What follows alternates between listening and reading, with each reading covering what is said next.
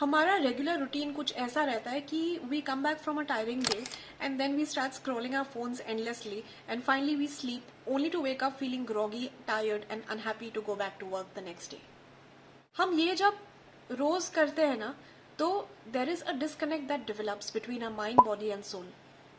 We don't understand what we are doing, why we are doing. There is a total disconnect and we feel very unaware and ignorant about our thoughts, our feelings, and finally this leads to depression.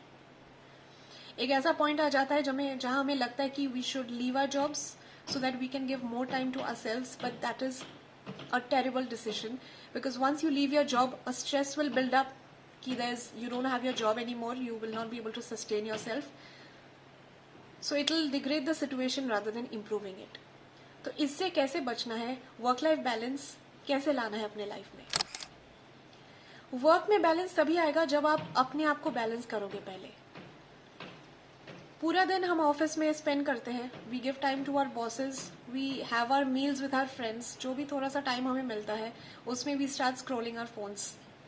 आजकल क्या होता है ना कि ये phone addiction की वजह से हम अपने आप के साथ बैठ ही नहीं पाते हैं. मैंने बहुत से लोगों को देखा है, whenever they are sitting idle, maybe in a metro, in a bus या ऑफिस में, immediately they take out the phone and then they start scrolling. हम कभी खुद के साथ क्यों नहीं बैठ पाते, अपने थॉट्स को क्यों नहीं सुन पाते हैं? क्योंकि फोन स्क्रॉल करते करते थॉट्स इतना ज्यादा एक्यूमुलेट हो रहा है and they are so disoriented that we feel overwhelmed sitting with them. And this is a silent killer. ये धीरे धीरे एक्यूमुलेट करके एक पॉइंट आप पहुंचोगे जहां पे आपको लगेगा कि आपको सब कुछ क्विट करना है, या फिर आपको लगेगा कि आपको लाइफ में क्या हो रहा है आपको समझ में ही नहीं आ रहा है. इसीलिए द सोल्यूशन इज आपको पूरा जॉब ही नहीं क्विट कर देना है, but you need to take out 5 to 10 minutes off time every day before you go to sleep and right after you wake up. Why this time? क्योंकि इस time पे हमारा सबकॉन्शियस माइंड सबसे ज्यादा एक्टिव रहता है. When you wrap up your day, when you're about to retire for the day, आपको भी एक क्लोजर चाहिए होता है. Your mind wants that closure जो हमें नहीं मिलता है, क्योंकि we sleep while scrolling our phones or playing games or chatting with somebody. ऐसे करते करते हमें नींद आ जाती है, हम सो जाते हैं. So before you sleep, आपको फोन स्क्रॉल करना है, जो भी करना है आप उससे पहले कर लो, उसमें कोई दिक्कत नहीं है.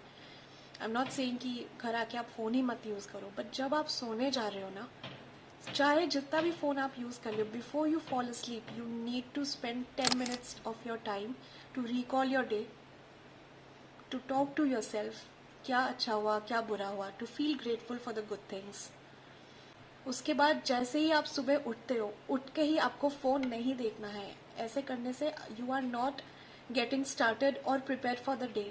तो उठते सबसे पहले 10 minutes before you check anything else, tell yourself that you slept well and you're welcoming a new day.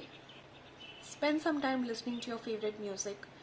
जो भी है, बस spend some time with yourself अकेले में, without anybody talking to you or you talking to anybody. You need to sit with yourself, give yourself that time and attention. खुद को time देना selfish नहीं होता है.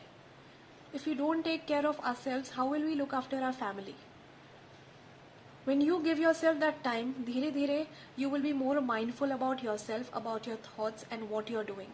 When you give yourself adequate time in the morning and adequate time after you come back is when you will be able to finally develop that work-life balance that you're looking for. जब आप खुद को balance कर लोगे, किसी और चीज को बैलेंस करने के लिए ज़्यादा मेहनत नहीं लगेगी. Try it and let me know in the comments how it feels, and I will see you in the next one. Keep watching my channel and please do subscribe if you haven't subscribed to it yet.